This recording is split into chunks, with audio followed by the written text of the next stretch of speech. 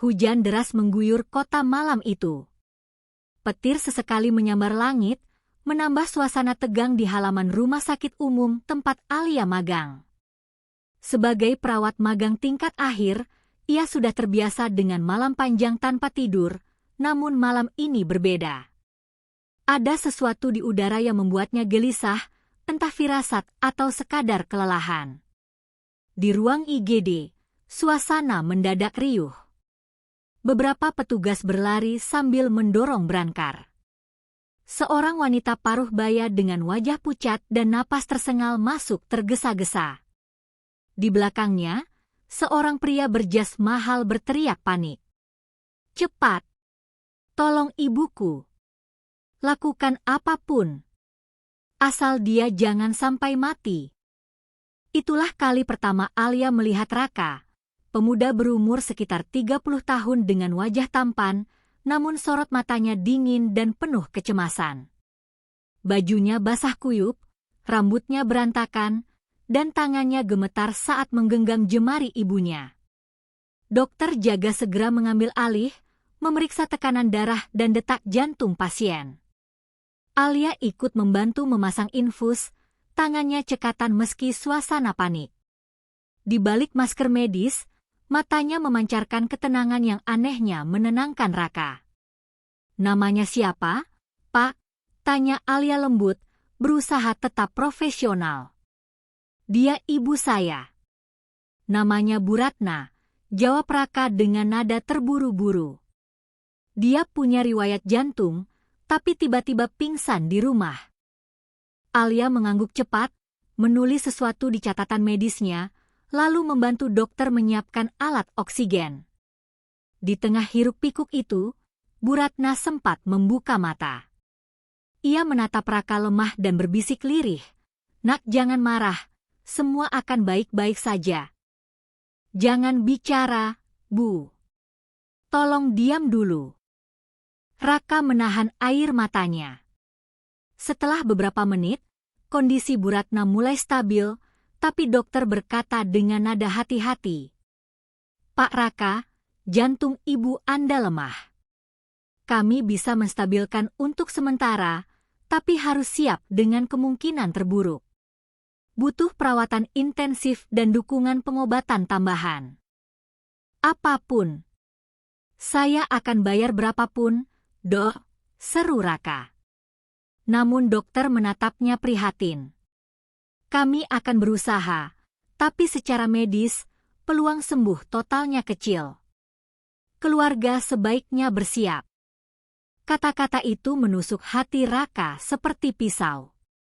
Ia memalingkan wajah, mengepalkan tangan, menahan amarah dan ketakutan yang bercampur menjadi satu. Alia, yang berdiri di dekat ranjang, menatap Raka dengan iba. Ia tahu bagaimana rasanya kehilangan orang tua, ia sendiri pernah melalui hal itu.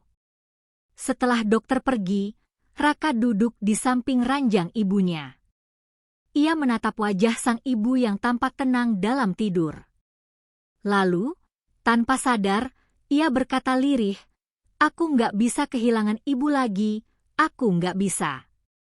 Alia yang masih di ruangan itu mendekat perlahan. "Maaf, Mas, mungkin saya lancang, tapi boleh saya bantu sesuatu?" Raka menatapnya dengan mata tajam. "Bantu?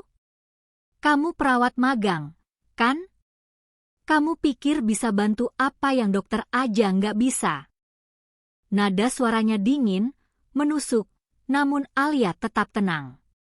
"Saya memang belum sehebat dokter. Tapi saya pernah belajar pengobatan tradisional dari ayah saya. Beliau tabib di desa. Kadang, obat dari alam bisa bantu memperkuat tubuh dan jantung." Raka mengernyit. "Jadi kamu mau bilang pakai ramuan kampung? Ini rumah sakit, bukan dukun." Alia menunduk sebentar, menahan rasa tersinggung.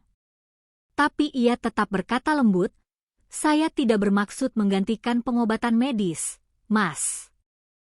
Hanya membantu agar kondisi beliau lebih kuat menghadapi perawatan." Raka berdiri, Suaranya meninggi, "Jangan main-main dengan nyawa ibu saya." Beberapa perawat lain menoleh, tapi Alia tetap tenang. Ia tahu pemuda di depannya sedang kalut, bukan benar-benar marah padanya.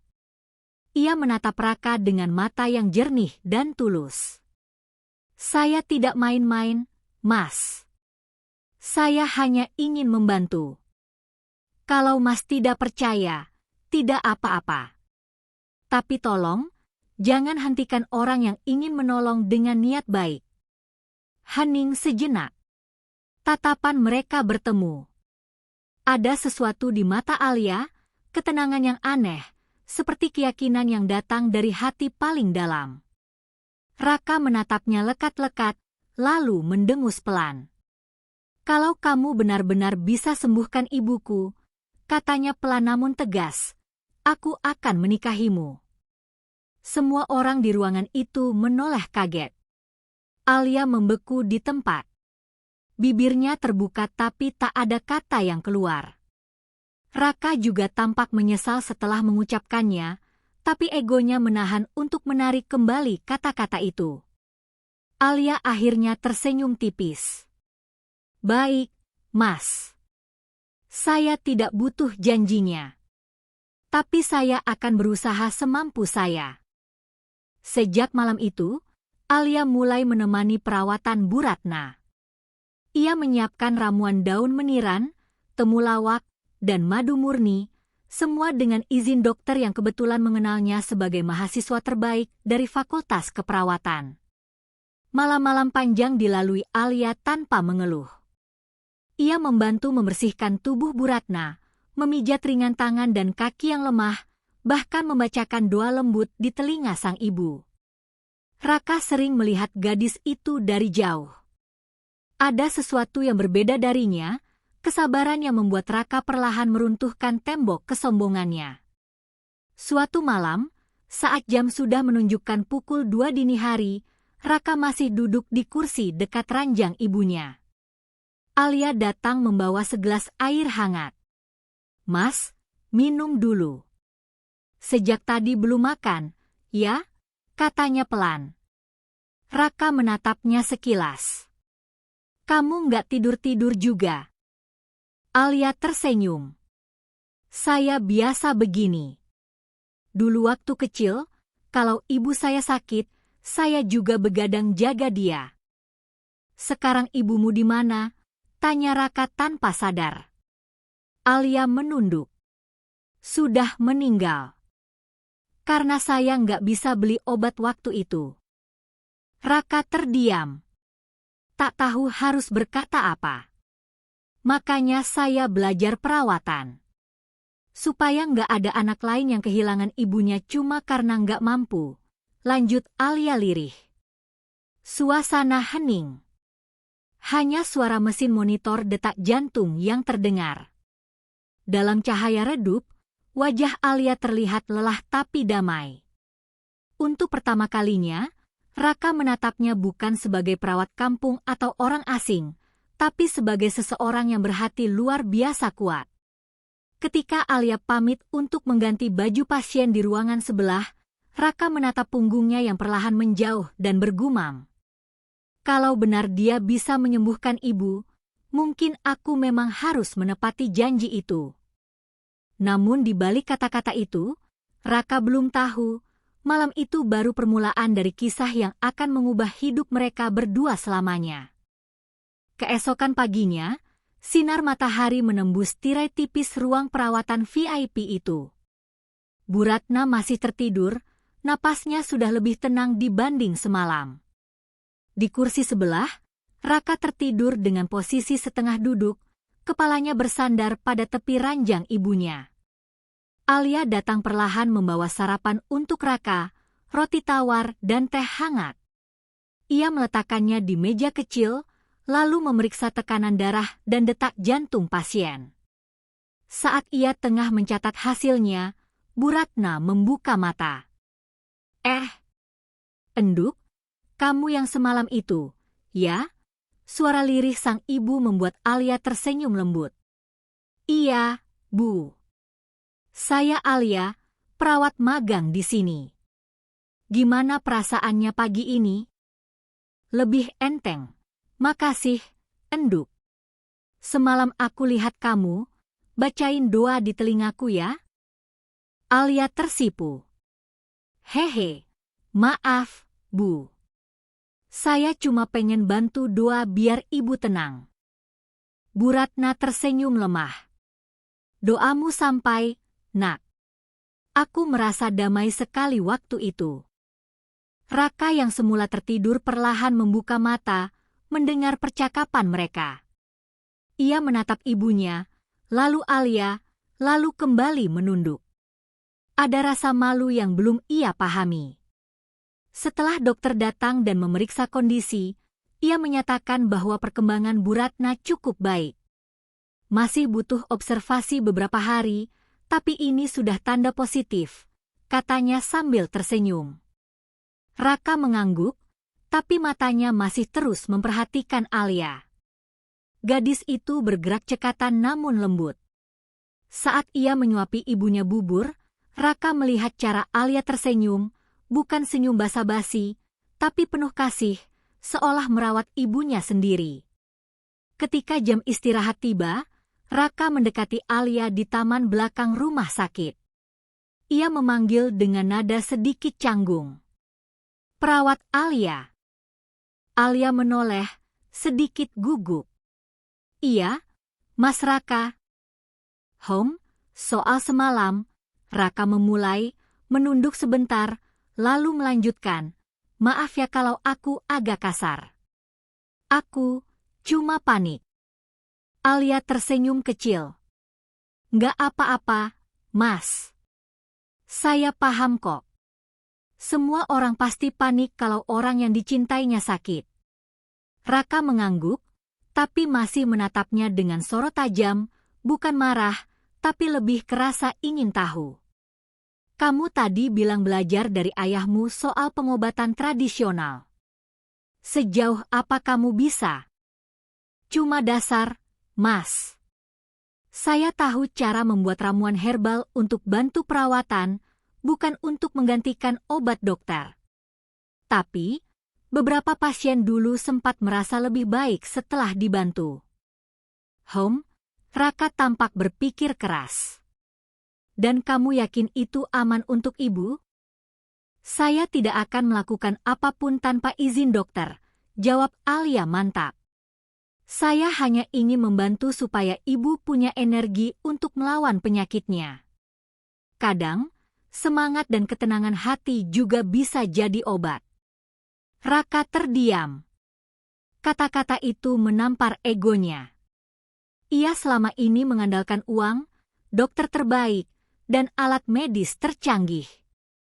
Tapi mendengar gadis sederhana itu bicara tentang ketenangan hati, membuat hatinya sedikit bergetar. Baiklah, katanya akhirnya. Kamu boleh coba. Tapi kalau terjadi apa-apa, saya yang tanggung jawab, potong Alia cepat, matanya bersinar yakin. Raka sempat tersenyum tipis. Kamu berani juga, ya? Alia menunduk sedikit. Bukan berani, Mas. Saya cuma percaya, kalau niatnya baik, Tuhan pasti bantu. Sejak hari itu, Alia mendapat izin dari dokter untuk mendampingi perawatan Bu Ratna. Ia mulai menyiapkan ramuan herbal ringan yang bisa dikonsumsi tanpa efek samping, campuran madu murni, air rebusan daun meniran, dan sedikit kayu manis. Ia juga sering duduk di sisi Bu Ratna sambil mengajaknya berbicara. Raka awalnya hanya memperhatikan dari jauh, tapi lama-lama ia ikut duduk di sana. Melihat ibunya tertawa kecil setiap kali Alia datang membuat hatinya hangat. Suatu sore, Bu Ratna menggenggam tangan Alia. Kamu ini seperti malaikat kecil, nak. Kalau kamu nggak ada, mungkin ibu sudah menyerah. Alia tersenyum sambil menatap wajah tua itu dengan kasih. Jangan bilang begitu, Bu. Saya cuma perantara. Yang nyembuhin ibu itu Tuhan. Raka yang duduk di kursi sebelah terdiam. Ada rasa kagum yang muncul dalam dirinya, tapi juga rasa bersalah. Ia teringat betapa kasarnya ia memperlakukan Alia malam itu. Sore itu, ketika Alia pulang, Raka memanggilnya lagi di depan lobi. "Alia, tunggu."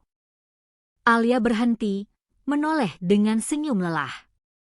"Iya, Mas. Terima kasih buat semua yang kamu lakukan buat ibu," ucap Raka pelan. Alia menatapnya, lalu menggeleng. "Saya belum melakukan apa-apa, Mas. Ibu masih butuh waktu untuk pulih." Raka menatapnya lama. "Kamu masih ingat apa yang aku bilang malam itu?" Alia tersenyum tipis. "Tentang apa, Mas?" "Yang aku bilang kalau kamu bisa sembuhkan ibu, aku akan menikahimu," kata Raka, nada suaranya terdengar sedikit kikuk. Alia tertawa kecil, menutup mulutnya dengan tangan. "Saya kira Mas cuma bercanda karena panik." "Ya, mungkin waktu itu aku memang panik," jawab Raka, matanya menerawang. Tapi entah kenapa, sekarang kata-kata itu terus terngiang di kepala. Alia menunduk, pipinya merona. "Mas jangan bercanda. Fokus aja dulu sama kesembuhan ibu." Raka ingin membalas, tapi ia urungkan. Ia hanya mengangguk dan tersenyum samar. "Baiklah. Tapi aku nggak akan lupa." Hari-hari berikutnya berjalan dengan rutinitas yang sama, namun suasananya berubah. Raka tak lagi bersikap dingin. Ia sering membantu Alia menyiapkan ramuan untuk ibunya. Kadang mereka bercanda ringan di sela-sela waktu jaga. Suatu malam, Bu Ratna yang sudah mulai membaik berkata dengan suara lembut, "Raka, ibu suka sekali sama gadis itu. Dia tulus, lembut, dan sabar. Jarang sekali orang mau merawat orang sakit seperti dia." Raka hanya tersenyum. "Iya, Bu. Alia memang berbeda. Kalau ibu boleh jujur, ibu ingin kamu punya istri seperti dia," ujar sang ibu sambil menatap putranya dalam. Raka tercekat, menatap ibunya. "Bu, saya baru kenal dia sebentar. Tapi kamu sudah tahu hatinya. Kadang, Nak, untuk mengenal hati orang, kita nggak perlu waktu lama." Kata-kata itu membuat Raka terdiam lama. Setelah ibunya tertidur, ia keluar dari kamar, duduk di taman rumah sakit, memandangi langit malam yang bertabur bintang. Ia teringat wajah Alia yang penuh ketenangan, suara lembutnya, dan matanya yang jernih setiap berbicara. Ia teringat pula ucapannya sendiri, yang dulu ia lontarkan dengan emosi, namun kini terasa seperti takdir. "Kalau kau bisa sembuhkan ibuku, aku akan menikahimu."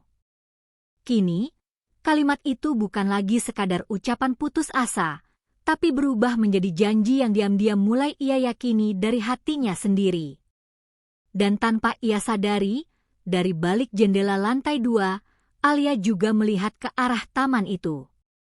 Ia tersenyum lembut, lalu berbisik pelan pada dirinya sendiri. "Kalau benar cinta bisa tumbuh dari niat yang tulus, mungkin Tuhan memang ingin aku bertemu dia di sini." Hari-hari berlalu dengan cepat. Hujan deras yang dulu mengguyur malam pertama Raka bertemu Alia kini berganti dengan matahari cerah yang hangat. Rumah sakit tempat Bu Ratna dirawat kini terasa berbeda. Ruangan yang dulu hening dan dipenuhi bau obat kini lebih hidup, seakan cahaya lembut selalu mengikutinya setiap kali Alia datang. Alia menjadi sosok yang ditunggu-tunggu. Setiap pagi, sebelum jam kunjungan dimulai, ia sudah datang membawa air rebusan herbal dan senyum tulus yang tak pernah gagal menghidupkan suasana. Ia meracik ramuan dari bahan sederhana, daun meniran, jahe merah, madu, dan sedikit perasan jeruk nipis. Bu Ratna, yang dulu hampir tak sanggup bangun dari ranjang, kini mulai bisa duduk sendiri. Tangannya yang dulu gemetar kini bisa memegang sendok perlahan. Bahkan, ia mulai bercanda dengan Alia. "Endok, kalau aku sembuh, kamu jangan pergi jauh-jauh, ya. Aku pengen kamu tetap sering datang ke rumah," ujar Bu Ratna suatu pagi. Alia tersenyum lembut. "Hehe, ibu ngomongnya kayak mau ngadopsi saya aja." "Ya boleh juga. Anak perempuan sebaik kamu, siapa yang gak mau?" sahut Bu Ratna disertai tawa kecil.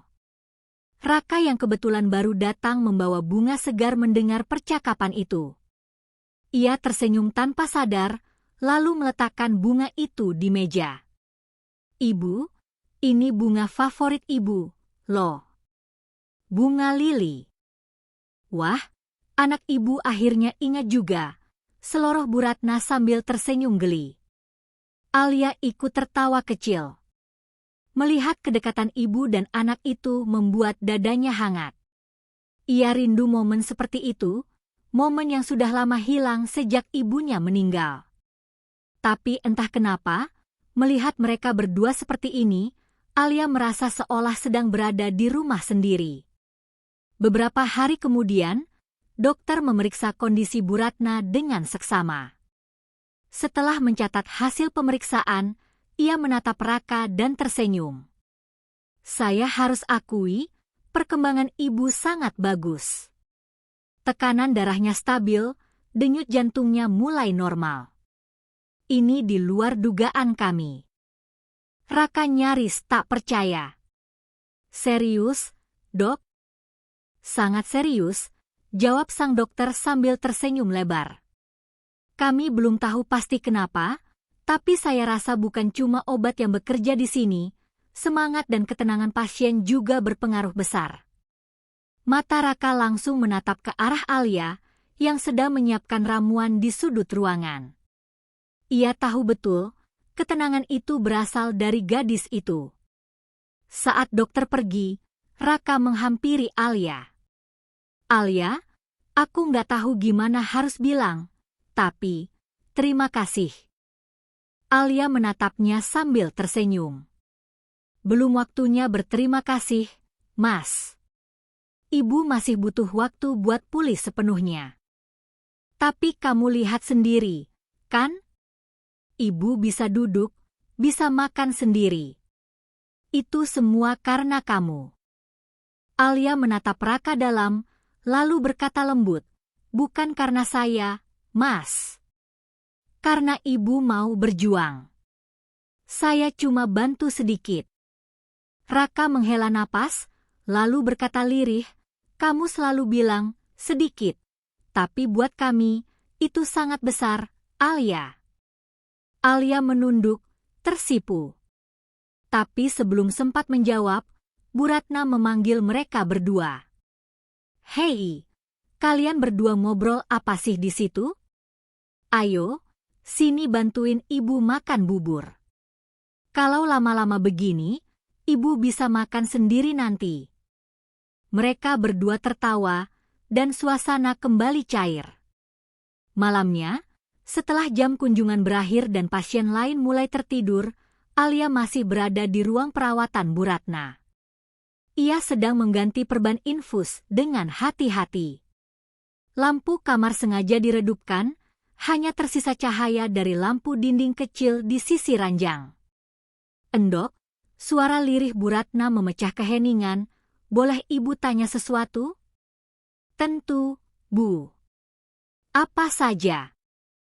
"Ibu pengen tahu, kamu sudah punya seseorang?" Pertanyaan itu membuat Alia terdiam sejenak. Ia tersenyum kaku. "Belum, Bu. Saya belum kepikiran ke sana. Fokusnya masih belajar dan kerja." Bu Ratna menatapnya dengan mata lembut. "Kamu tahu nggak, sejak pertama kali lihat kamu, ibu ngerasa kamu itu kayak jodoh yang dikirim Tuhan buat nyelamatin ibu." Alia tertegun, matanya berkaca-kaca. Ia menggenggam tangan Bu Ratna. Ibu jangan bilang begitu. Saya cuma perawat biasa. Tapi kamu beda, lanjut Bu Ratna pelan. Kamu punya hati yang hangat. Ibu bisa ngerasain. Dan kamu tahu, setiap kali kamu datang, Raka juga selalu kelihatan lebih tenang. Padahal anak itu jarang bisa percaya sama orang lain. Alia menelan ludah. Hatinya berdebar tak karuan. Mas Raka orang baik, Bu. Dia cuma kadang terlalu keras pada dirinya sendiri. Makanya, Ibu berharap kamu bisa tetap di sampingnya. Kalau dia punya kamu, Ibu tenang. Alia menunduk, tak bisa menatap wajah Bu Ratna. Kata-kata itu terlalu dalam, terlalu hangat, tapi juga terlalu berat untuk ia tanggapi. Ia tahu Raka pria baik, tapi ia juga tahu batasnya. Ia hanya perawat magang, bukan siapa-siapa. Tak lama kemudian, Bu Ratna tertidur. Alia berdiri di sisi ranjang, menatap wajah damai itu sambil berbisik. Ya Allah, jika memang Engkau menakdirkan aku untuk menolong mereka, tolong beri aku kekuatan untuk tetap ikhlas, meski nanti aku harus pergi. Keesokan paginya, ketika Alia datang, ia melihat Raka sedang berdiri di depan jendela kamar ibunya. Ia mengenakan kemeja putih, rambutnya sedikit berantakan, tapi sorot matanya hangat. Pagi, Mas, sapa Alia sambil tersenyum. Raka menoleh, lalu tersenyum kecil. Kamu tahu nggak? Dokter bilang kalau terus begini, Ibu mungkin bisa pulang minggu depan. Alia terkejut, senang bercampur haru. Serius, Mas? Itu kabar baik banget. Raka mengangguk. Iya. Dan aku tahu, tanpa kamu, itu nggak mungkin terjadi. Ia mendekat satu langkah, menatap Alia dengan serius. Kamu pernah dengar, kan? Waktu aku bilang kalau kamu bisa sembuhin ibu, aku akan menikahimu? Alia langsung menunduk, wajahnya memerah. Mas, jangan bahas itu lagi. Saya tahu Mas cuma bercanda waktu itu. Raka menggeleng pelan. Tidak, Alia. Mungkin waktu itu aku ngomong karena panik. Tapi sekarang, aku sadar, aku benar-benar serius. Alia terdiam, tak berani menatap matanya. Jantungnya berdegup kencang. Aku nggak tahu apa yang Tuhan rencanakan. Lanjut Raka pelan, tapi sejak kamu datang, semuanya berubah. Ibu sembuh, aku belajar banyak hal, termasuk tentang apa itu ketulusan. Alia menarik napas panjang. Mas, saya nggak pantas. Dunia kita berbeda. Saya cuma perawat magang dari desa. Raka mendekat sedikit, suaranya lembut tapi tegas. Dunia yang berbeda bukan alasan kalau hatinya sama. Keduanya terdiam lama. Di luar jendela, sinar matahari pagi menyinari wajah Alia yang tersipu. Tiba-tiba, suara tawa lembut Bu Ratna memecah keheningan. Heh, kalian berdua ini ngomong apa sih dari tadi? Ibu udah bangun dari tadi, loh. Mereka berdua langsung menoleh, wajah sama-sama merah padam. Bu Ratna hanya tersenyum menggoda. Kayaknya ibu boleh berharap lebih nih. Mereka bertiga tertawa bersama. Tapi di balik tawa itu, hati Alia mulai bergetar. Ia tahu perasaan yang tumbuh di hatinya bukan sekadar rasa kagum lagi. Ia mulai takut, karena semakin hari, ia semakin jatuh hati pada pria yang dulu hanya ia kenal dari ruang IGD penuh panik. Namun ia juga sadar, perjalanan mereka belum selesai. Dan takdir masih punya rahasia lain yang belum terungkap. Pagi itu, suasana rumah sakit terasa berbeda. Matahari menembus jendela besar ruang VIP, menyorot wajah Bu Ratna yang tampak lebih segar. Ia sudah bisa duduk di sofa, membaca majalah ringan sambil tersenyum. Raka datang dengan membawa buah tangan, sedangkan Alia sibuk mengganti air di vas bunga di sisi tempat tidur. Wah, suasana jadi lebih indah kalau kamu yang datang, Alia, kata Bu Ratna sambil tersenyum menggoda. Alia terkekeh malu. Ibu bisa aja. Saya cuma bantu-bantu aja, kok. Raka menatap keduanya dari sudut ruangan. Sudah beberapa minggu berlalu sejak pertemuan pertamanya dengan Alia, tapi setiap kali melihat gadis itu, perasaannya seperti baru kemarin. Ada sesuatu yang ia rasakan, hal yang tak bisa dijelaskan dengan kata-kata. Namun hari itu, Bu Ratna tampak sedikit lebih serius dari biasanya. Setelah sarapan dan pemeriksaan dokter, ia memanggil Alia untuk duduk di sebelahnya. "Enduk, Ibu boleh tanya sesuatu?" "Tentu, Bu," jawab Alia sambil tersenyum. "Ibu penasaran, kamu tinggal di mana? Keluargamu masih di sini?" Pertanyaan itu terdengar sederhana, tapi membuat senyum Alia sedikit memudar. Raka yang berdiri di dekat jendela ikut memperhatikan. Ia merasa seperti ada sesuatu di balik tatapan mata Alia yang tiba-tiba redup. Alia menarik napas panjang. "Saya tinggal di rumah kos dekat sini, Bu. Keluarga saya di desa, di daerah lereng Gunung Sumbing." "Oh, jauh juga, ya," gumam Bu Ratna. "Orang tua kamu apa kabar?" Pertanyaan itu membuat Alia menunduk. Suaranya berubah lembut tapi berat. "Ayah saya masih di sana, Bu. Beliau tabib di desa. Tapi ibu saya sudah meninggal waktu saya SMP." Ruangan mendadak hening. Bu Ratna menatap wajah gadis itu dengan iba.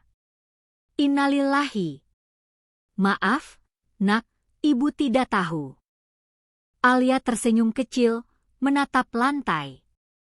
"Nggak apa-apa, Bu. Sudah lama juga. Waktu itu, ibu saya sakit paru-paru. Kami nggak punya uang buat beli obat. Saya cuma bisa bantu beliau dengan daun-daunan, tapi nggak cukup kuat. Saya janji sejak hari itu, saya akan belajar agar suatu hari bisa bantu orang lain yang sakit tapi nggak punya apa-apa." Suara Alia bergetar, tapi matanya tetap menatap lurus. Ada keteguhan di sana, dan itu membuat Raka terdiam. Ia merasa hatinya ditarik, bukan oleh rasa iba, tapi oleh kekaguman yang begitu dalam.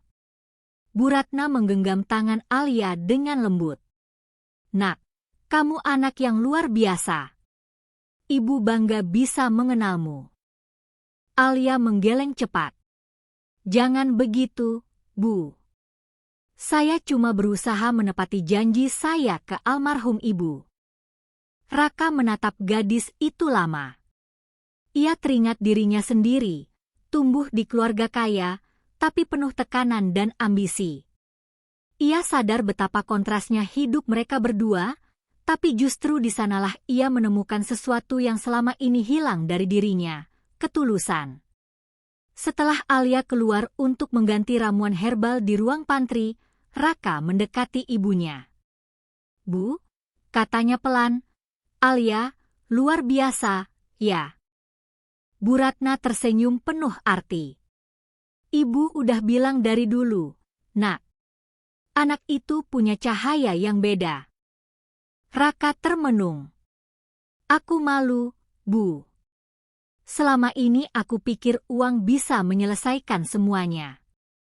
Tapi gadis itu, dia cuma punya niat baik dan keberanian, tapi bisa bikin semua orang tenang." Bu Ratna menatap anaknya lembut. "Mungkin Tuhan kirim dia bukan cuma buat sembuhin ibu, tapi juga buat nyembuhin kamu." Raka menoleh cepat, tapi ibunya hanya tersenyum misterius.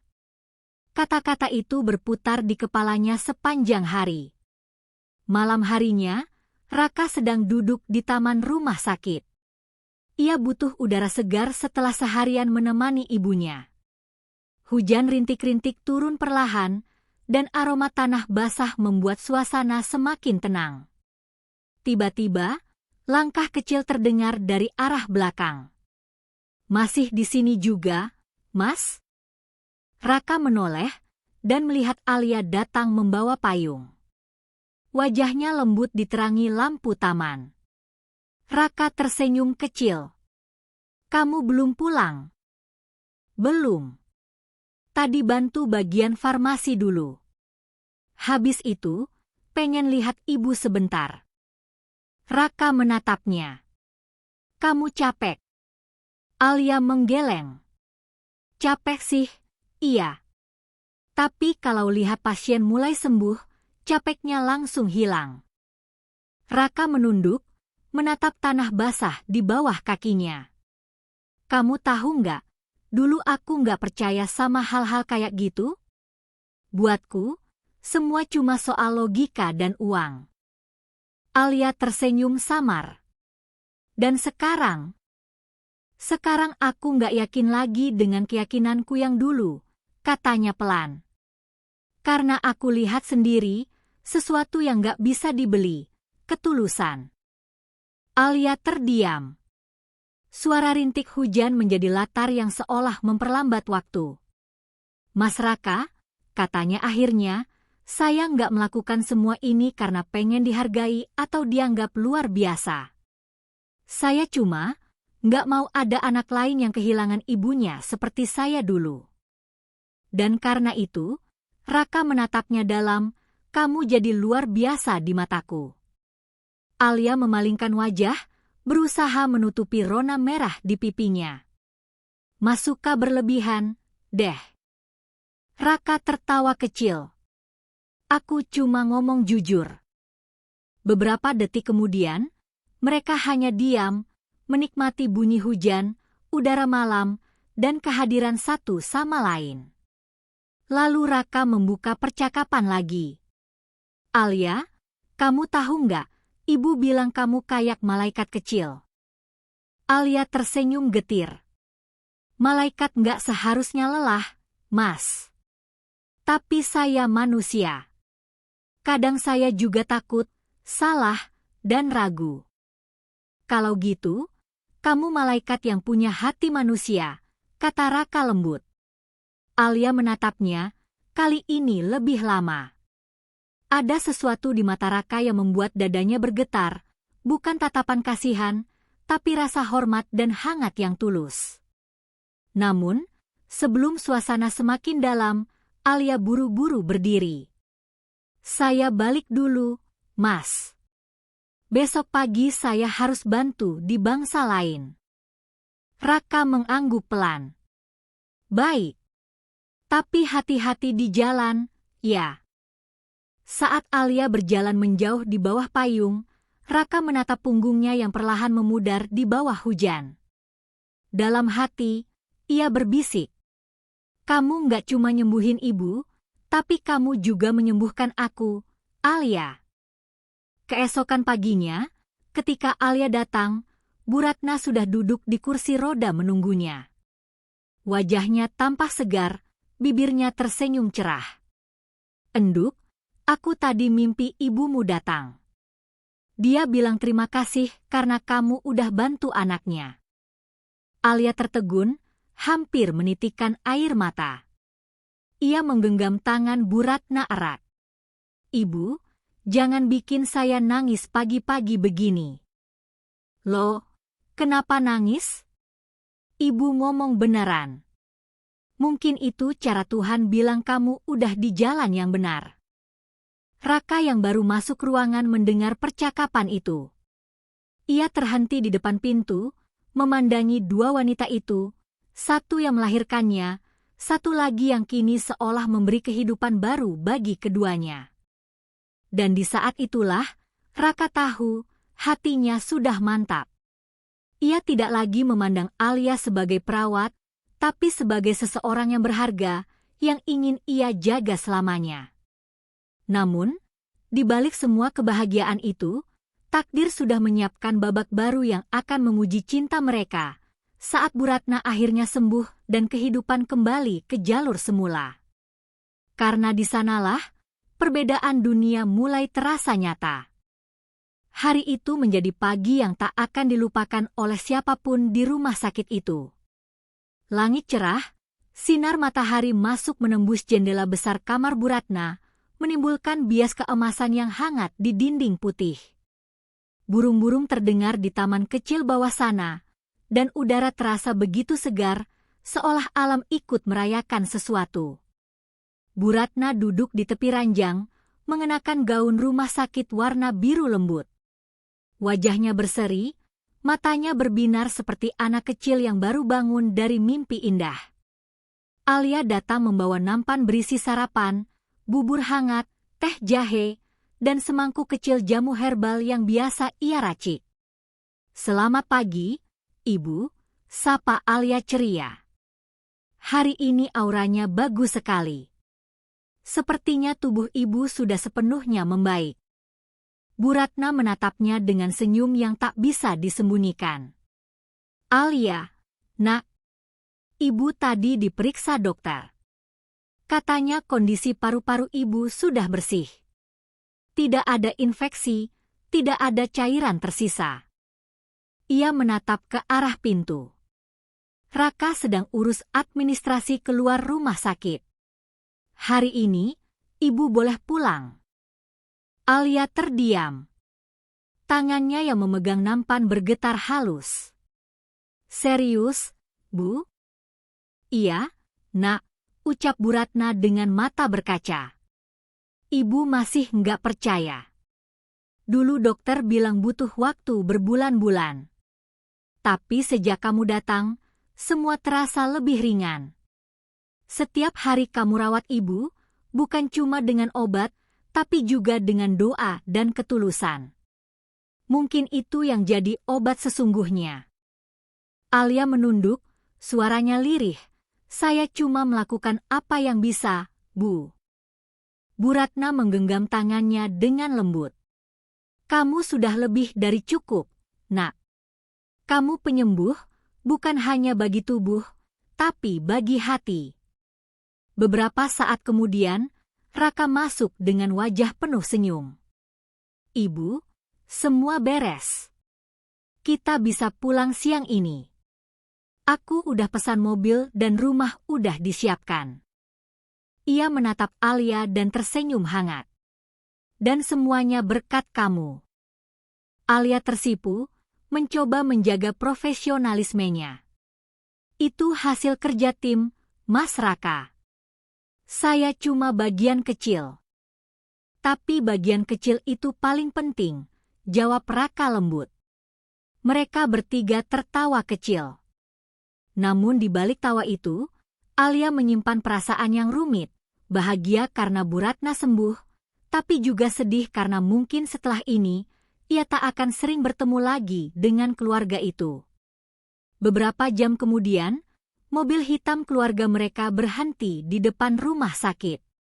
Raka membantu ibunya naik perlahan, sementara Alia berdiri di sisi pintu, menatap mereka dengan senyum yang dipaksakan.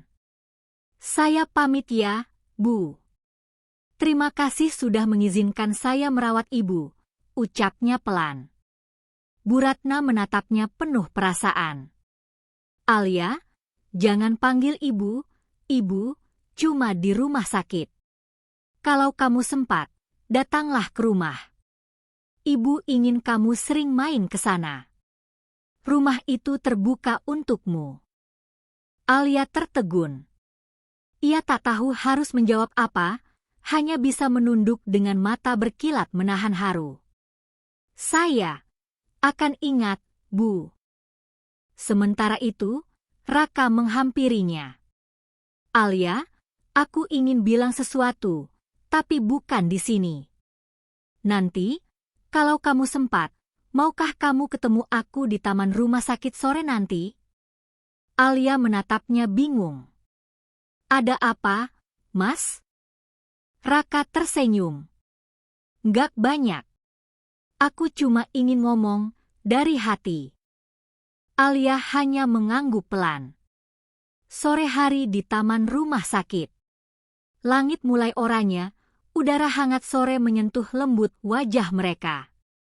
Alia duduk di bangku taman, mengenakan seragam perawatnya yang sederhana. Dari kejauhan, Raka datang membawa 2 gelas teh hangat dari kantin rumah sakit.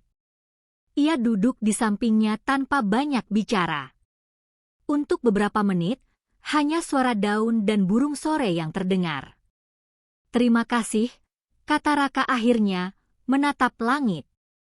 "Bukan cuma karena kamu sembuhkan ibu, tapi karena kamu buat aku sadar sesuatu." Alia menoleh pelan.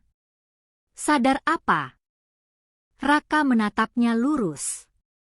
"Kalau ada hal yang gak bisa dibeli dengan uang. Kalau ketulusan seseorang bisa lebih kuat dari semua yang aku punya.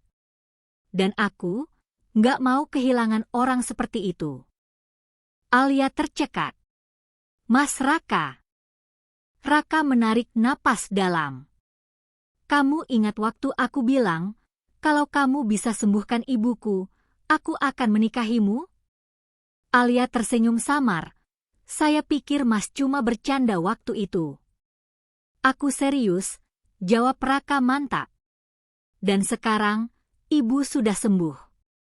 Aku cuma ingin tahu, apakah kamu masih ingat janjiku?" Alia menatapnya lama. Wajahnya berubah, antara terkejut, bahagia, dan takut. "Mas, tolong jangan bicara begitu. Dunia kita berbeda. Saya cuma perawat dari keluarga sederhana. Mas Raka anak pemilik perusahaan besar. Kalau orang tahu. Kalau aku peduli apa kata orang," potong Raka lembut, "mungkin aku nggak akan pernah bahagia." Alia terdiam, jantungnya berdetak cepat. Ia ingin percaya, tapi juga takut terluka. "Mas," katanya akhirnya, "saya nggak bisa jawab sekarang. Saya harus mikir. Ini bukan soal perasaan saja, tapi juga masa depan Mas dan keluarga Mas." Raka menunduk, lalu tersenyum. "Baik. Aku akan tunggu, Alia. Tapi satu hal yang kamu harus tahu, aku nggak main-main." Ia berdiri, meninggalkan Alia yang masih duduk di bangku taman. Hatinya kacau, campur aduk antara bahagia dan cemas. Malam hari di rumah keluarga Raka. Bu Ratna duduk di balkon sambil memandangi bulan. Ia tampak lebih kuat dari hari-hari sebelumnya. Raka datang membawa selimut untuknya. "Ibu belum tidur?" tanyanya. Beliau tersenyum. "Belum. Ibu lagi mikirin seseorang." Raka tersenyum. "Alia, ya?" Bu Ratna menatapnya lembut. "Kamu tahu, Nak, waktu ibu sakit, ibu merasa seperti sudah nggak punya harapan. Tapi anak itu datang seperti cahaya. Ibu pikir, dia bukan cuma penyembuh buat ibu, tapi juga buat kamu." Raka duduk di samping ibunya, terdiam lama sebelum berkata, "Bu, kalau aku bilang aku ingin menikahi Alia, ibu akan marah?" Bu Ratna menatapnya lama. Lalu, perlahan, ia tersenyum. "Dulu ibu mungkin akan menolak. Tapi setelah semua yang dia lakukan, ibu justru ingin dia ada di keluarga ini. Cuma satu syaratnya." "Apa, Bu?" "Pastikan kamu menikah karena cinta, bukan karena rasa terima kasih." Raka menatap ibunya penuh makna. "Aku janji, Bu. Aku mencintainya."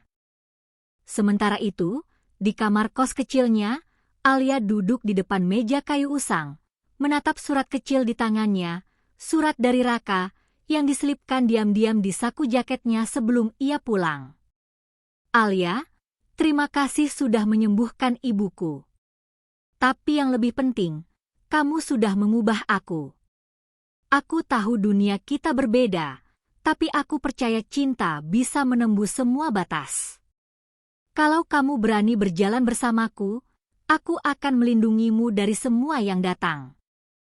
Raka. Alia menggenggam surat itu erat-erat. Air matanya menetes pelan, jatuh di atas kertas. Ia berbisik pada dirinya sendiri, apa aku pantas untuk cinta seindah ini? Malam itu, Alia menatap langit dengan hati yang penuh harap, tapi juga penuh ketakutan. Ia tahu, perjalanan mereka belum selesai. Justru sekarang, ujian yang sebenarnya baru saja dimulai.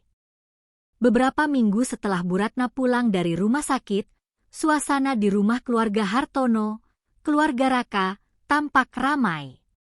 Tamu-tamu berdatangan, kerabat jauh, rekan bisnis, dan beberapa keluarga terpandang. Mereka semua datang menjenguk Bu Ratna yang baru sembuh. Di ruang tamu besar itu, suara tawa, cangkir kopi, dan obrolan formal terdengar bersahut-sahutan.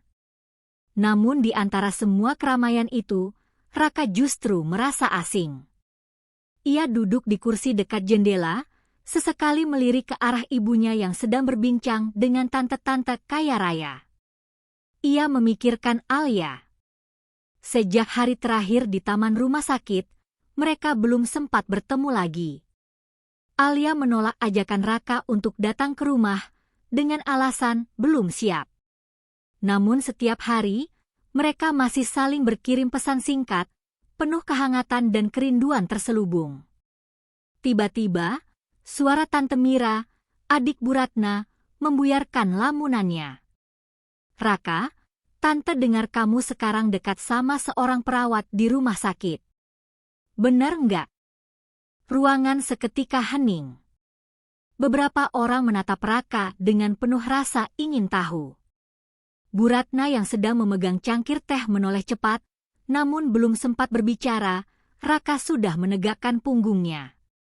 Benar, Tan, jawabnya tenang. Namanya Alia. Beberapa orang saling berbisik. Tante Mira mengangkat alis, senyum sinis muncul di bibirnya. Perawat, ya? Aduh, Raka sayang, kamu itu pewaris perusahaan besar. Kamu nggak bisa asal pilih pasangan.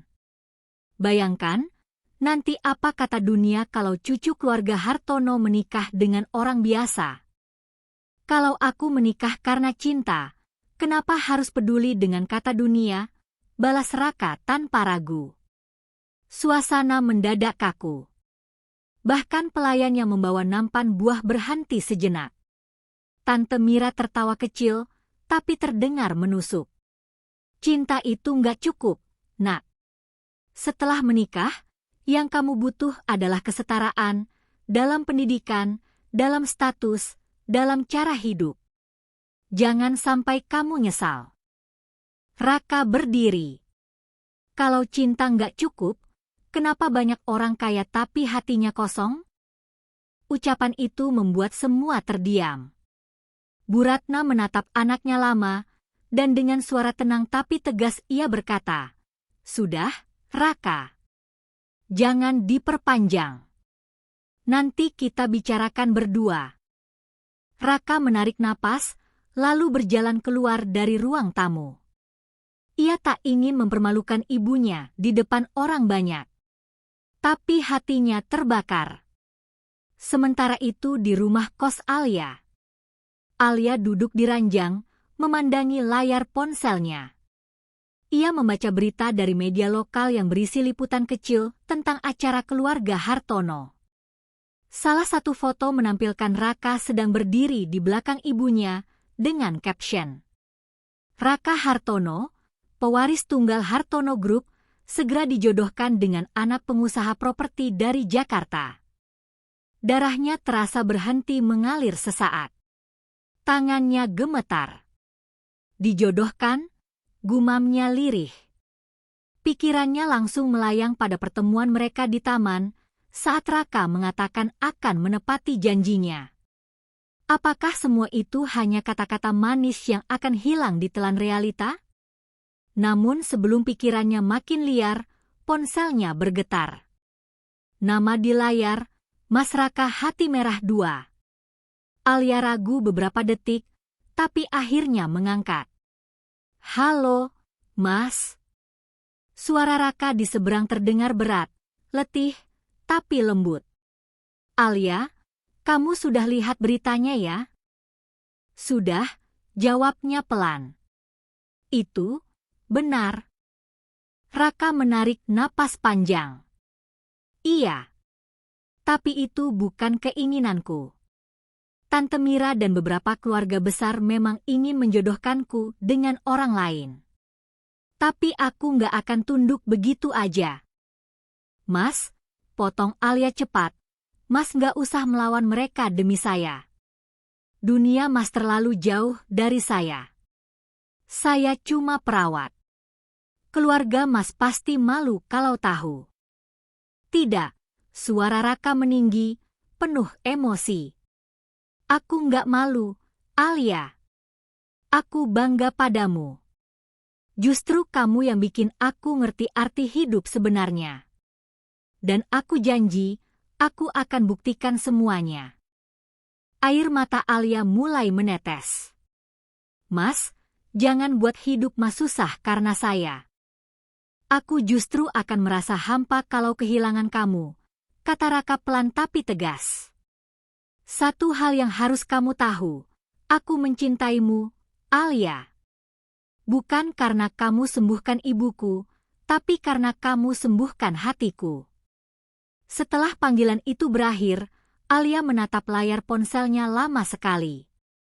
Kata-kata Raka bergema di pikirannya, tapi ketakutannya tetap ada. Ia tahu, cinta saja tidak cukup untuk melawan pandangan dunia.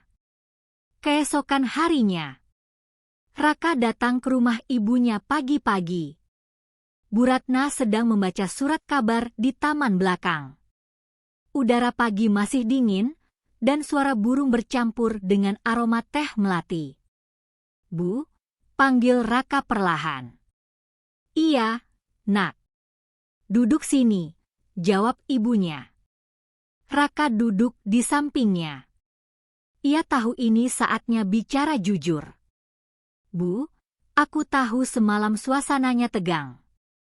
Tapi aku mau ibu tahu, aku serius dengan Alia. Bu Ratna meletakkan korannya, menatap anaknya dengan tenang. Ibu tahu kamu serius, Raka. Tapi kamu juga harus tahu, dunia kita tidak sesederhana itu. Aku nggak peduli dengan status, Bu. Tapi keluarga besar peduli, sahut Bu Ratna lembut. Dan mereka bukan cuma bicara soal gengsi, Nak. Mereka bicara soal citra, warisan, bisnis.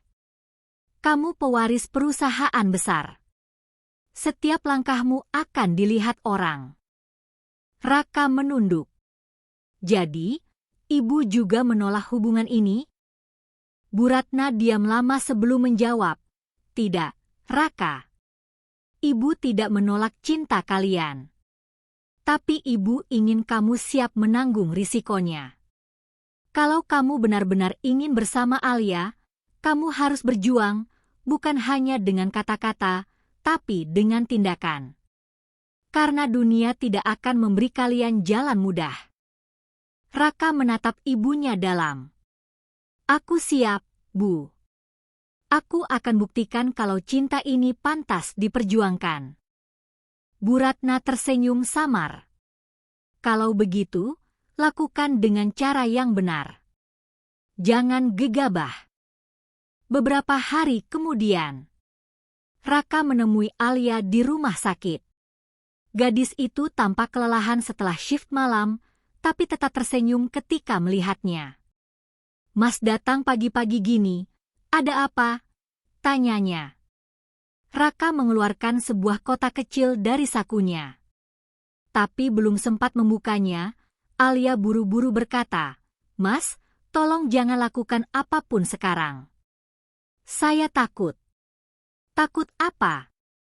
Takut kehilangan Mas karena dunia Mas sendiri yang menolak saya. Raka memegang tangannya erat. Kalau dunia menolak, aku akan ciptakan dunia baru untuk kita. Alia menggeleng, menahan air mata. Mas nggak bisa hidup cuma dengan idealisme. Nanti Mas bakal nyesel. Saya lebih baik mundur sekarang daripada lihat Mas menderita nanti. Jadi kamu mau menyerah? Suara Raka melemah. Alia menunduk. Bukan menyerah, tapi mengikhlaskan.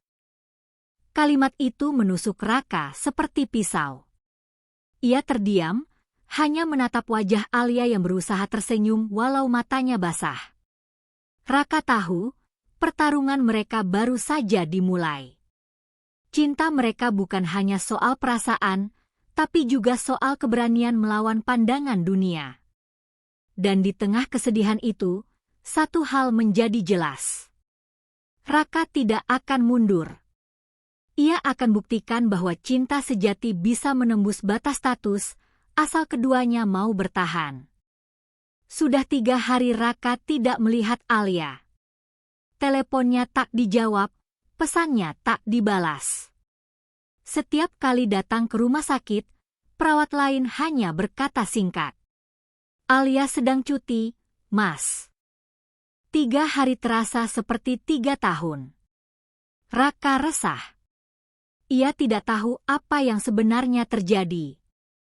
Sejak percakapan terakhir mereka, suasana memang menegang, Alia seolah menarik diri, sementara Raka justru semakin bertekad. Pagi itu, ia akhirnya memutuskan untuk pergi ke rumah kos Alia. Rumah kos itu terletak di gang kecil di belakang pasar. Saat Raka sampai, suasananya sunyi. Ibu kos yang sudah berumur membuka pintu dengan wajah ragu. Maaf, Nak Raka. Alia sudah nggak di sini lagi. Raka menatap wanita itu dengan mata melebar. Tidak di sini lagi? Maksud ibu, dia pindah? Ibu kos mengangguk. Iya. Katanya mau pulang ke desanya, di lereng Gunung Sumbing. Katanya ada urusan keluarga. Dia pergi pagi-pagi sekali, bahkan sebelum matahari terbit. Raka terdiam. Dunia seolah berhenti berputar. Suara lalu lalang kendaraan di jalan kecil itu memudar di telinganya. Dia nggak bilang apapun ke saya, tanyanya dengan suara serak. Ibu kos menggeleng pelan. Cuma titip 1 surat. Katanya kalau Mas Raka datang, kasihkan ini. Wanita tua itu masuk sebentar, lalu kembali membawa amplop coklat kecil. Di depannya tertulis dengan tulisan tangan rapi. Untuk Mas Raka. Jangan marah, ya. Alia. Tangan Raka gemetar saat membuka amplop itu. Di dalamnya, selembar surat terlipat rapi dengan aroma jamu dan minyak telon, aroma yang begitu khas Alia. Mas Raka. Maaf karena saya pergi tanpa pamit. Saya tahu ini akan menyakitkan, tapi keputusan ini harus saya ambil. Dunia Mas terlalu tinggi untuk saya gapai. Saya tidak ingin menjadi batu sandungan dalam hidup Mas. Saya bersyukur pernah mengenal Mas dan Ibu. Itu sudah lebih dari cukup bagi saya. Jangan cari saya, Mas. Gunung Sumbing itu luas, dan biarkan saya hilang di dalamnya. Saya akan selalu mendoakan Mas dan Ibu dari jauh. Terima kasih sudah membuat saya merasa berarti, walau sebentar. Alia. Setetes air jatuh di atas kertas. Raka tak tahu apakah itu air hujan yang menetes dari genting atau air matanya sendiri. Yang ia tahu, hatinya hancur berkeping. Di rumah keluarga Hartono. Bu Ratna baru saja selesai sarapan ketika Raka masuk tergesa-gesa. Wajahnya pucat, matanya sembab. Ibu, suaranya parau. Alia pergi. Bu Ratna terkejut. Pergi kemana, Nak? ke desanya. Tanpa pamit. Aku baru tahu pagi ini. Dia ninggalin surat. Raka meletakkan surat itu di meja. Bu Ratna membacanya perlahan, lalu menatap anaknya dengan mata yang berkaca-kaca. Raka, dia pergi bukan karena dia nggak cinta kamu, tapi justru karena dia terlalu cinta. Raka menggeleng keras. Kalau dia cinta, kenapa ninggalin aku, Bu? Karena dia ingin kamu bahagia, Nak, jawab Bu Ratna lembut. Kadang, cinta sejati bukan tentang memiliki, tapi tentang berani melepaskan. Raka duduk di kursi, memegang kepalanya yang terasa berat. Tapi aku nggak bisa, Bu. Aku nggak bisa hidup tanpa dia. Bu Ratna menatap anaknya dengan tatapan iba dan bangga sekaligus. Kalau begitu, kejar dia, Nak. Tapi bukan dengan ego. Datangi dia karena kamu yakin, bukan karena kamu takut kehilangan. Raka menatap ibunya lama, lalu berdiri dengan tekad membara di matanya. Aku akan cari dia, Bu. Aku nggak peduli seberapa jauh Gunung Sumbing itu. Aku akan temukan dia. Beberapa hari kemudian, di lereng Gunung Sumbing. Alia kini tinggal di rumah ayahnya, Pak Darto, seorang tabib desa. Rumah sederhana itu terletak di pinggir hutan kecil, dikelilingi pohon bambu dan kebun sayur. Ia kembali membantu ayahnya meracik ramuan, melayani warga desa yang berobat dengan cara tradisional. Namun setiap kali matahari tenggelam dan desa menjadi sepi, Alia menatap langit dari beranda, menggenggam kalung kecil pemberian Bu Ratna, sebuah liontin dengan huruf R di dalamnya. Mas Raka, apa Mas sudah lupa saya?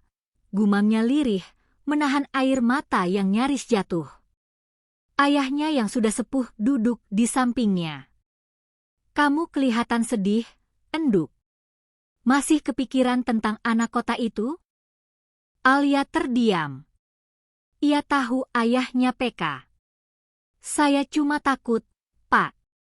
Takut kalau saya ganggu hidupnya. Pak Darto tersenyum bijak. Cinta yang tulus itu nggak akan pernah ganggu, enduk. Dia justru bikin orang jadi lebih kuat. Tapi kalau kamu yakin keputusanmu benar, ya sudah. Jalanilah dengan ikhlas. Alia menatap langit. Saya cuma pengin dia bahagia, Pak. Walau bukan sama saya. Beberapa hari kemudian, kabut tipis turun di pagi hari saat Alia sedang menjemur daun obat di halaman belakang.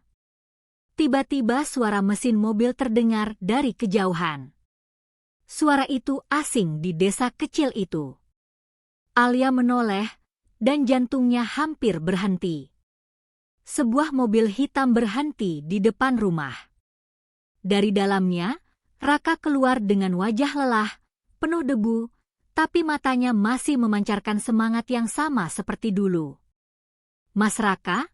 Suaranya hampir tak terdengar. Raka berjalan cepat ke arahnya, tanpa bicara. Begitu jarak mereka hanya tinggal 1 langkah, ia menatap Alia dalam-dalam. Kenapa kamu pergi? Alia menunduk.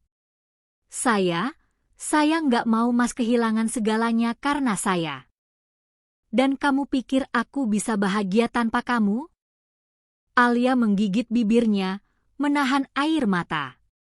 Mas, dunia Mas nggak akan nerima saya. Raka memegang tangannya. Aku nggak butuh dunia, Alia. Aku cuma butuh kamu. Alia menatap wajahnya yang begitu tulus, begitu berani. Tapi hatinya masih diliputi ketakutan. Mas, ini nggak semudah itu. Memang nggak mudah, potong Raka cepat, tapi aku nggak takut. Hening. Angin pegunungan meniup rambut Alia yang terurai. Suasana terasa begitu intens, antara cinta dan penderitaan yang belum selesai. Akhirnya, Alia berkata pelan, "Mas, kalau benar cinta itu harus diperjuangkan, buktikan. Tapi jangan di sini. Buktikan di dunia, Mas." Karena cinta sejati bukan cuma tentang bertahan di tempat yang tenang, tapi berani menghadapi badai bersama. Raka menatapnya lama, lalu mengangguk pelan. "Baik. Aku akan buktikan, Alia. Dan kalau waktunya tiba, aku akan datang lagi, bukan sebagai pewaris, tapi sebagai pria yang mencintaimu sepenuhnya." Raka berbalik, melangkah ke mobilnya dengan langkah berat. Alia menatap punggungnya yang menjauh, air mata jatuh tanpa bisa ditahan. Saat mobil itu hilang di tikungan, Alia berbisik pelan. "Mas, kalau cinta kita benar, pasti Tuhan akan mempertemukan lagi." Beberapa bulan kemudian, nama Raka Hartono kembali muncul di media nasional, kali ini bukan karena perusahaannya, tapi karena langkah beraninya. Ia menolak perjodohan keluarga besar dan mendirikan yayasan sosial yang membantu biaya pengobatan orang miskin. Salah satu programnya diberi nama Alia Care. Dan di lereng Gunung Sumbing, Alia membaca berita itu dari koran tua di warung kopi kecil. Air matanya kembali mengalir, tapi kali ini bukan karena sedih, melainkan karena bangga. "Mas Raka, kamu benar-benar menepati kata-katamu," bisiknya. 3 bulan berlalu sejak perpisahan itu. Bagi Raka, setiap hari terasa panjang dan sunyi. Ia kembali ke Jakarta, tapi kehidupannya tak lagi sama. Setiap pagi ia melewati ruang kerja yang pernah dipenuhi tawa Alia, dan setiap malam ia duduk di balkon, menatap bintang yang dulu mereka pandangi bersama. Namun di balik kehilangan itu, sesuatu dalam dirinya tumbuh, sebuah kekuatan baru yang lahir dari cinta tulus. Raka sadar, janji yang ia ucapkan di depan Alia bukan hanya kata-kata. Itu adalah tekad hidup. Kebangkitan sang pewaris. Ayahnya, Pak Hartono, mulai melihat perubahan besar dalam diri putranya. "Raka, kamu sekarang lain," katanya suatu malam. "Dulu kamu cuma ikut arus, sekarang kamu punya arah." Raka tersenyum samar. "Mungkin karena aku baru sadar, Pak, hidup ini bukan cuma soal bisnis. Tapi tentang apa yang bisa kita lakukan untuk orang lain." Sejak hari itu, Raka mulai aktif mengunjungi rumah sakit kecil di pinggiran kota, terutama tempat orang miskin sulit mendapatkan pengobatan. Ia berdialog dengan para dokter, perawat, dan pasien. Ia menyaksikan langsung bagaimana banyak orang memilih menahan sakit karena tak mampu membeli obat. Satu malam, di sebuah rumah sakit daerah, Raka melihat seorang anak kecil terbaring lemah karena gagal ginjal. Ibunya menangis, memohon bantuan. Dokter berkata operasi itu mahal, dan keluarga itu tak punya uang. Raka tak tahan. Ia duduk di samping anak itu, menggenggam tangannya yang kecil. "Namamu siapa?" tanyanya lembut. "Rani, Om," jawab anak itu pelan. "Rani mau sembuh, kan?" Anak itu mengangguk. Raka tersenyum dan menatap ibunya. "Ibu jangan khawatir. Biaya pengobatan Rani, saya tanggung." Seketika, air mata ibu itu jatuh. "Masya Allah, terima kasih, Nak. Semoga Allah membalas kebaikanmu." Raka menatap langit malam dari jendela rumah sakit, dan dalam hatinya ia berbisik, "Alia, ini untukmu. Untuk semua orang seperti kamu yang pernah mengajariku arti kasih." Lahirnya Alia Care. Beberapa bulan kemudian, Raka secara resmi mendirikan yayasan kesehatan bernama Alia Care Foundation. Yayasan itu menyediakan bantuan pengobatan gratis untuk masyarakat kurang mampu, terutama di daerah terpencil. Banyak orang kagum dengan langkah Raka. Media menulisnya sebagai pewaris muda yang meninggalkan dunia gemerlap demi kemanusiaan. Namun bagi Raka, semua itu bukan pencitraan. Ia hanya menepati janjinya pada seseorang yang telah mengubah hidupnya. Di ruang kerjanya, tepat di atas meja, berdiri bingkai foto kecil berisi gambar Alia sedang tertawa, diambil diam-diam saat mereka menyiapkan ramuan untuk Bu Ratna dulu. "Semoga kamu lihat ini, Alia," bisiknya. "Semoga kamu tahu, janji itu bukan cuma diucapkan, tapi dilakukan." Kabar dari gunung. Suatu hari, salah satu relawan yayasan melaporkan bahwa ada desa terpencil di lereng Gunung Sumbing yang membutuhkan bantuan medis. Banyak warga terserang penyakit kulit akibat air tercemar, dan fasilitas kesehatan sangat minim. Nama desa itu Dusun Giri Tengah. Raka tertegun. Nama itu tak asing. Itu adalah desa tempat Alia lahir dan kini tinggal. Dadanya bergetar. Ia menatap peta kecil yang dibentangkan di meja, lalu berkata mantap. "Turunkan tim ke sana. Aku ikut." Perjalanan ke Gunung Sumbing. Perjalanan menuju Giri Tengah tidak mudah.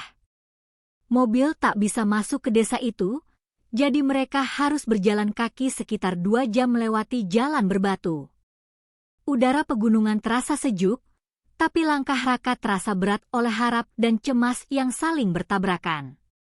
Setibanya di desa, mereka langsung disambut warga dengan wajah penuh harapan.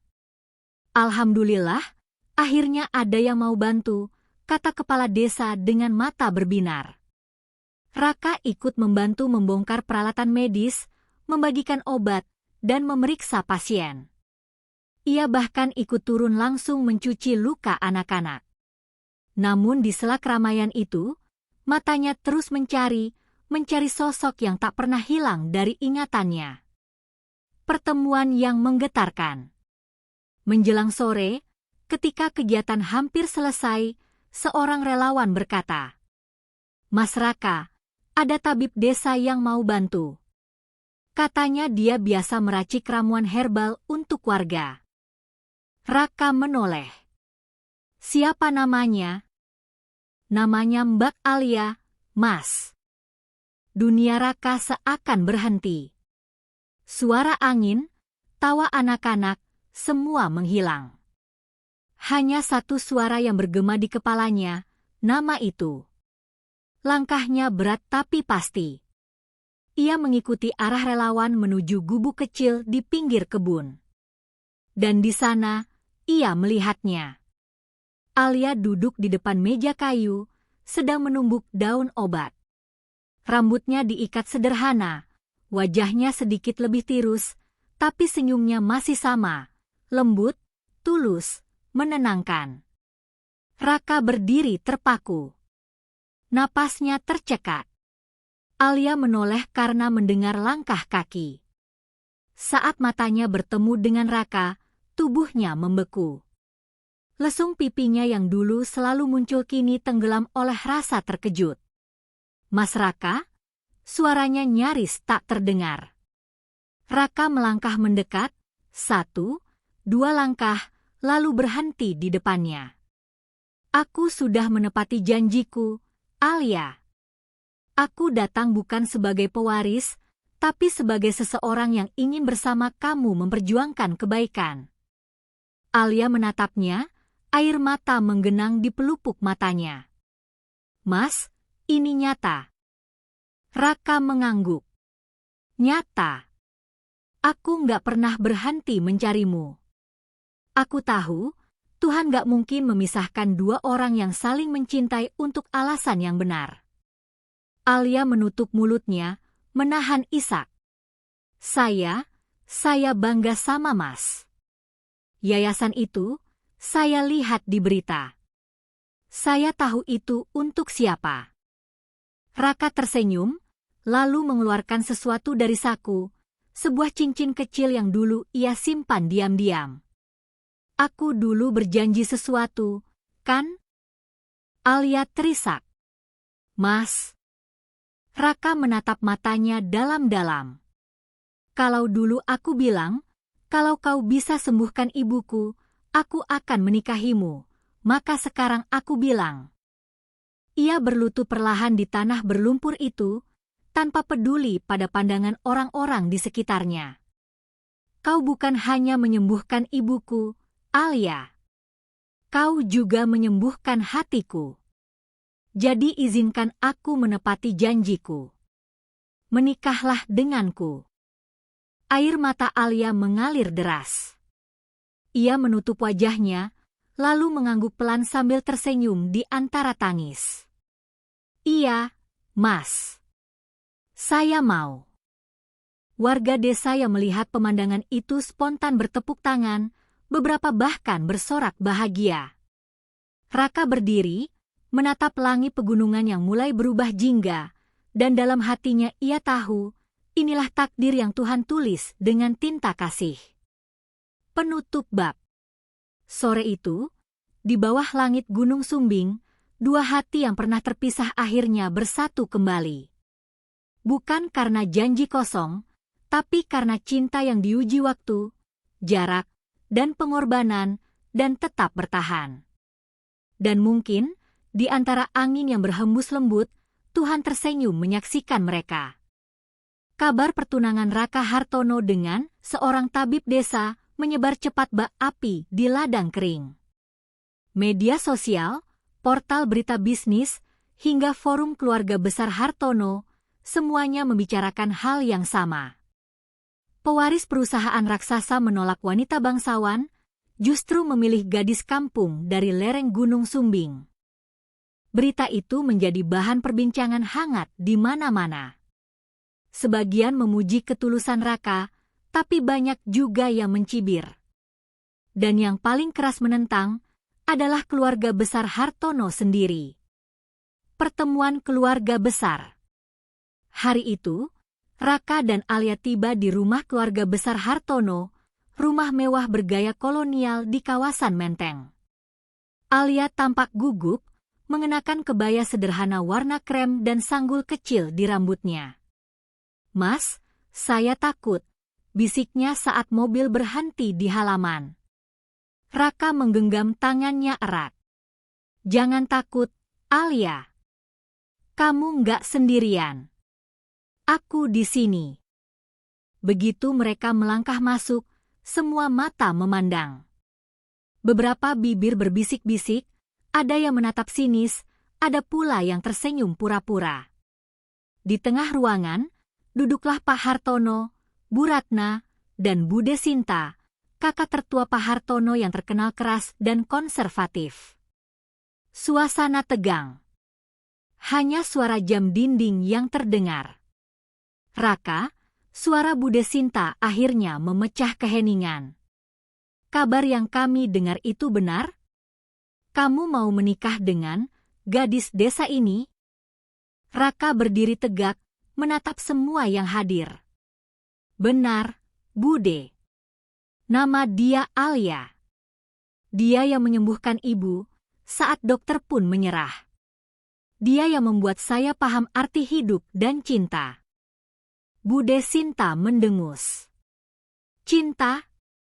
Cinta nggak bisa jadi alasan untuk menodai garis keluarga, Raka. Kamu pewaris Hartono Group. Kamu tahu apa artinya membawa nama besar ini? Raka tetap tenang.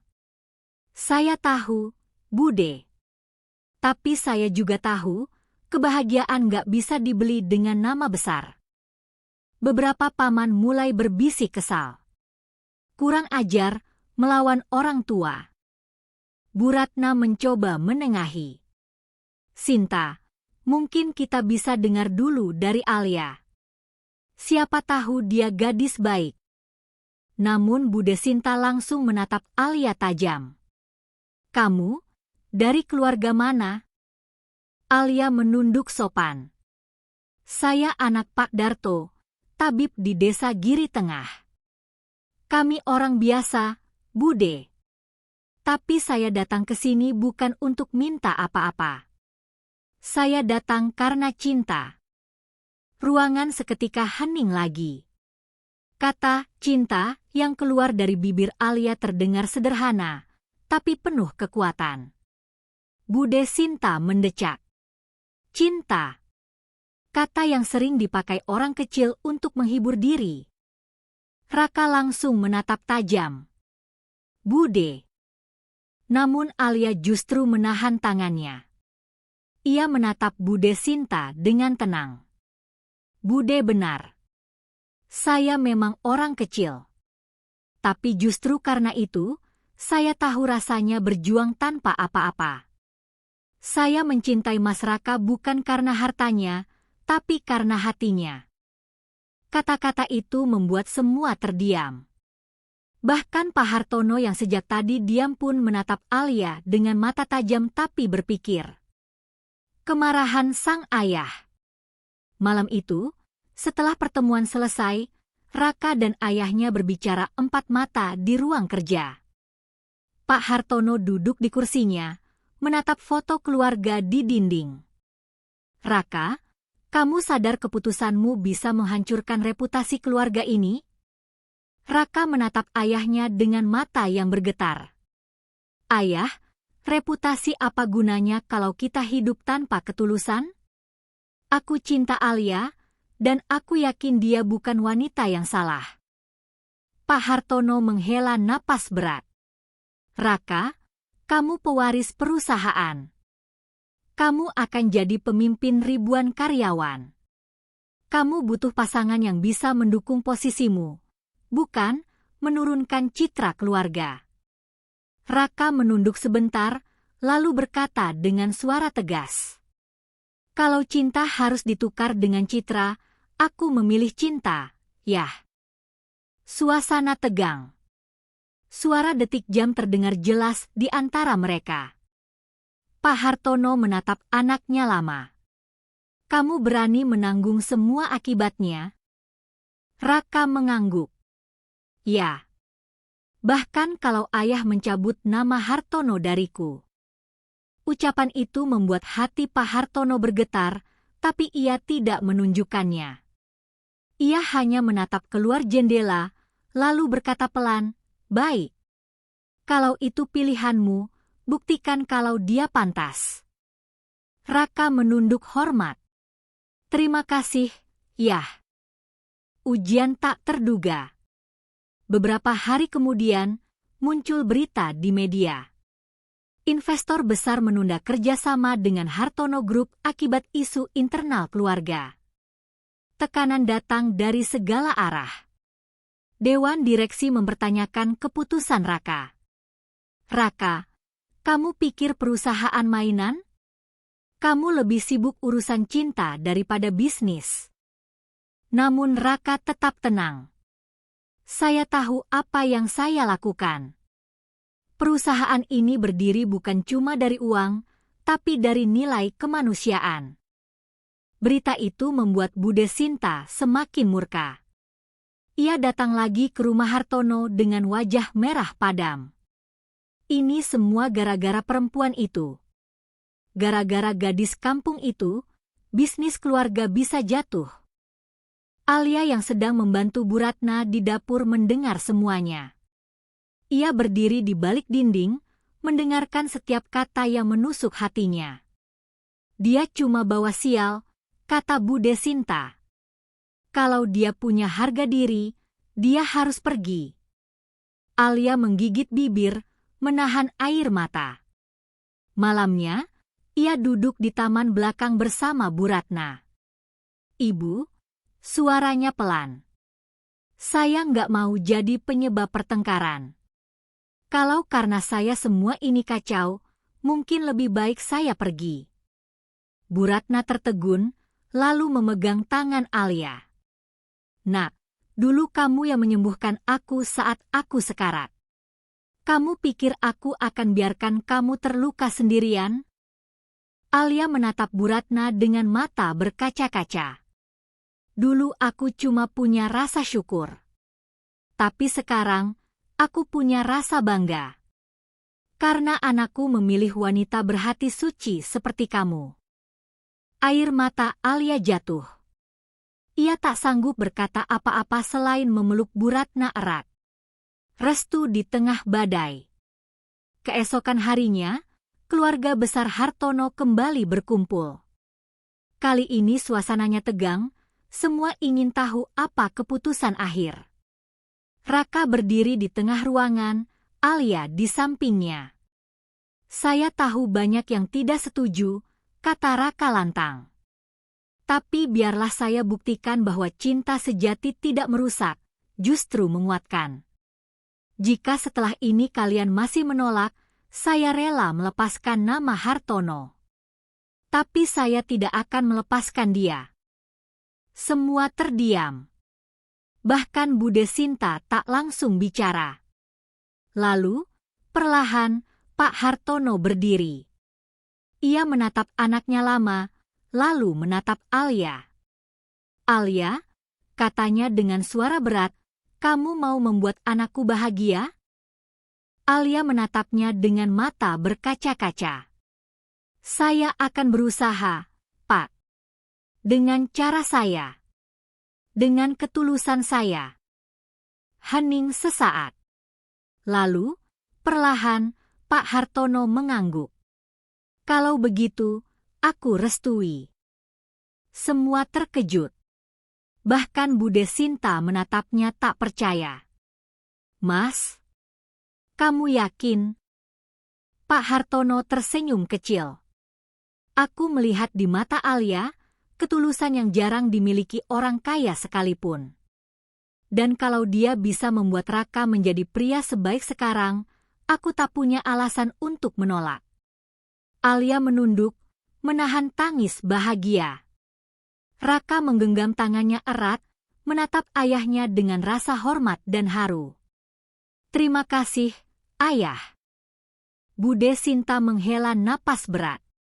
Kalau begitu, aku cuma bisa mendoakan, semoga kamu nggak menyesal, Raka.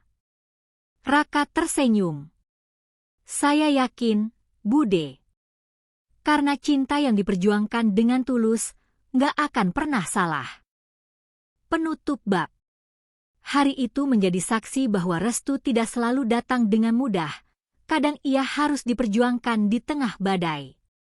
Dan Raka tahu, badai apapun yang datang setelah ini, ia dan Alia akan menghadapinya bersama. Karena cinta yang mereka miliki bukan sekadar janji, tapi iman yang hidup di dalam hati. Momen itu akhirnya datang. Sore di sebuah gedung pernikahan yang hangat dan elegan, cahaya matahari menembus jendela kaca tinggi, menciptakan bias emas yang seakan ikut merayakan cinta yang telah lama diperjuangkan. Raka berdiri di pelaminan, mengenakan setelan jas hitam rapi dengan dasi biru tua. Ia menatap ke arah pintu masuk, matanya berbinar dan penuh harap. Jantungnya berdebar, tapi bukan karena gugup, melainkan karena rasa bahagia yang hampir tak tertahankan. Di sisi lain, Alia melangkah masuk. Ia mengenakan kebaya krem lembut dengan bordir halus, rambutnya digelung sederhana, wajahnya berseri dan matanya berkilat oleh air mata bahagia. Setiap langkahnya diiringi bisikan, Alia cantik sekali, dari para tamu yang hadir. Pertemuan di pelaminan.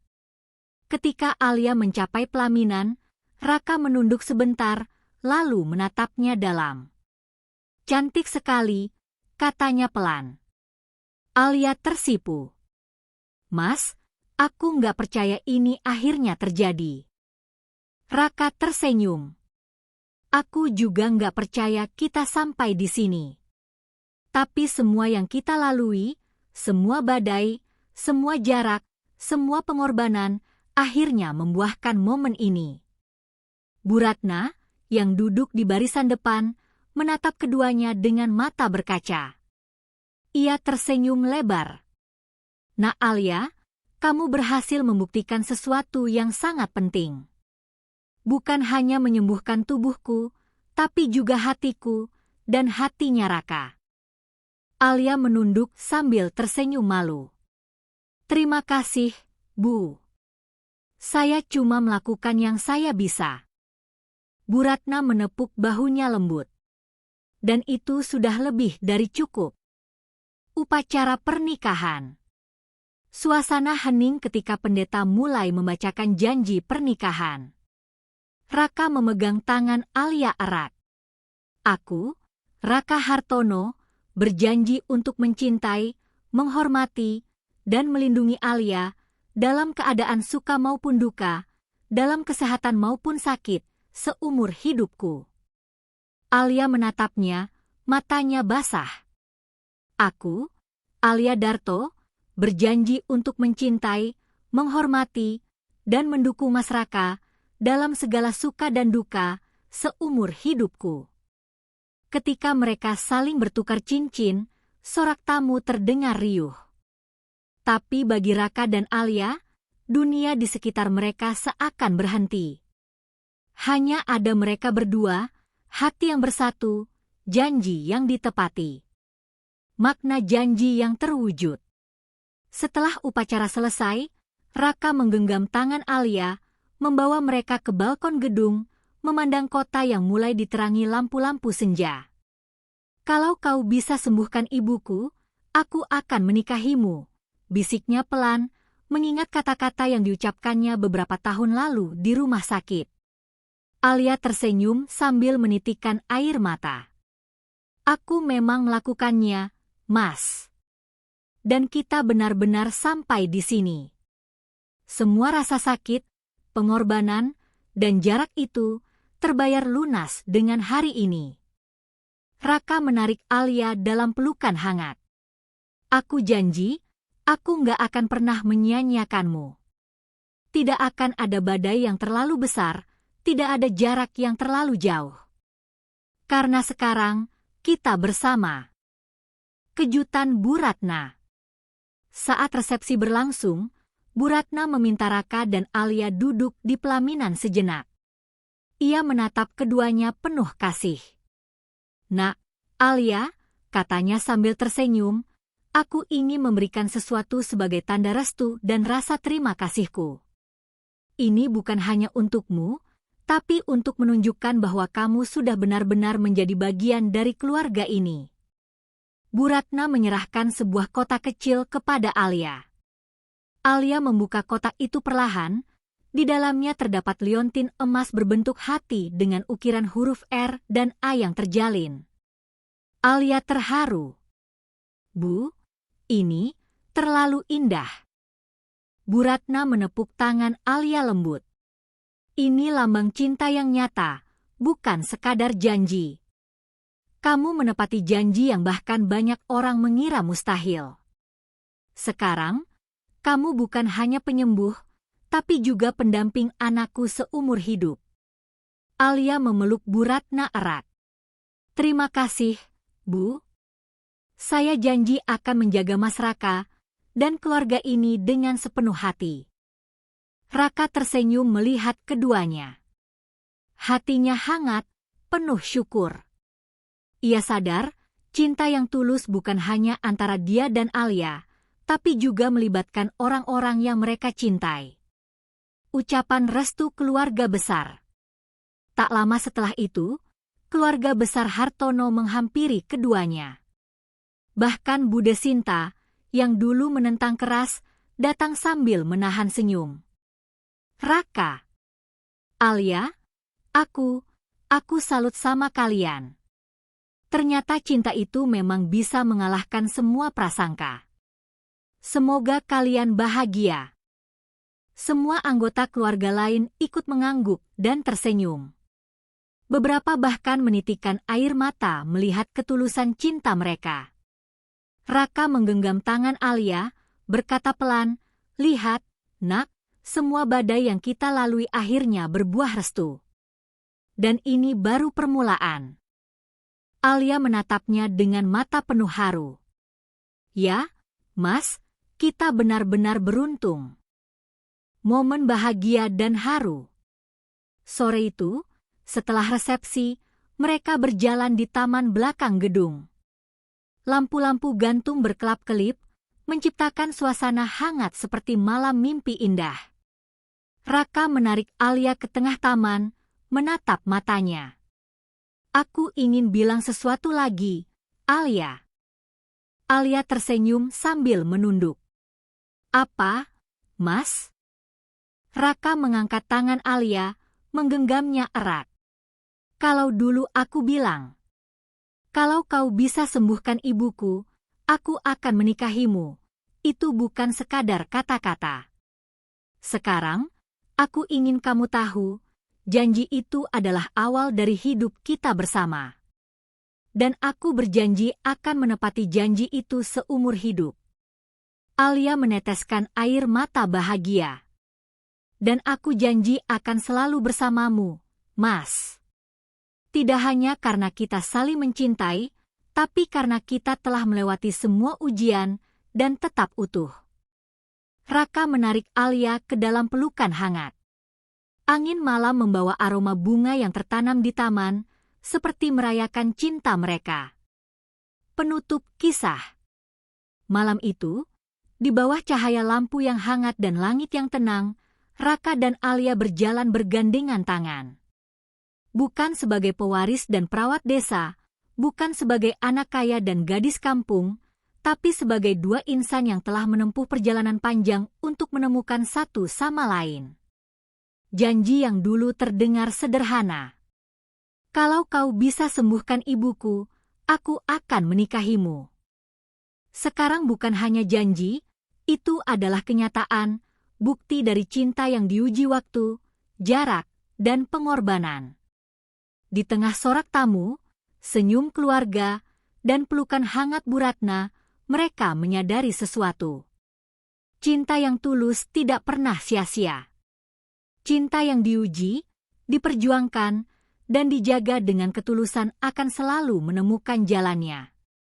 Dan malam itu, di bawah bintang yang berkelap-kelip di langit Jakarta, dua hati itu berjanji. Tak akan terpisahkan selamanya.